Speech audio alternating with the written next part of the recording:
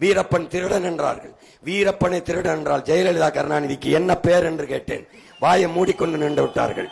சந்தனக்கட்டையை வெட்டி வித்தான் என்றார்கள். யானை தந்தத்தை கடத்தி வித்தான் என்றார்கள். சரி, வெட்டியவன் காட்டுக்குளிர்ந்தான், வித்தவன் தந்தத்தை வித்தவன் காட்டுக்குளிர்ந்தான், வாங்கியவன் எங்கே இருந்தான் என்று கேட்டேன். வித்தவனையே விரட்டி விரட்டி போனீர்களே, வாங்கியவனை ஏன் ஒருவனை கூட கைது செய்ய உள்ளே போடவில்லை என்றால், வித்தவன் எங்கள் ஐயா என்றால் வாங்கியவன் அதிகாரத்தில் இருந்தவன் இவன். அதனால் அவர் வெளியே வந்து பேசினால் பல பேருடைய உண்மை வெளியே வந்துவிடும் என்று காட்டுக்குள்ளே வைத்து கொள்ள வேண்டிய நிலைமை இருந்தது.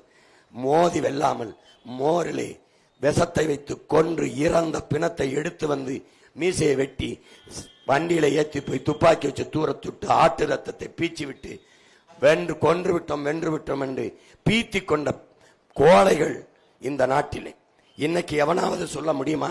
எந்த கட்சியாவது இதே அதிமுக சொல்லுமா எங்க ஆட்சியில் தான் வீரப்பனை கொன்றோம் என்று சொல்லுமா? என் தலைவன் இனக்காவலன் என்றால் எங்கள் வீரப்பன் இந்த நாட்டின் வனக்காவலன் என்பதை தமிழ் இளம் தலைமுறையினர், அவன் உயிரோடு இருக்கிற வரை 6000 சதுர கிலோமீட்டரில் ஒரு கர்நாடக காக்கை கூட பறக்கவில்லை. அவன் செத்தான், ஒக்கணைக்கல் என்னது என்று எடியூரப்பா கால் வச்சு விட்டான். அவர் இருந்திருந்தால் காவிரியில் ஒரு சொட்டு தண்ணி தர முடியாது என்று கன்னடர்கள் பேசியிருக்க முடியுமா என்று தன்மானமிக்க தமிழ் மக்கள் சிந்தித்து பார்க்கணும்.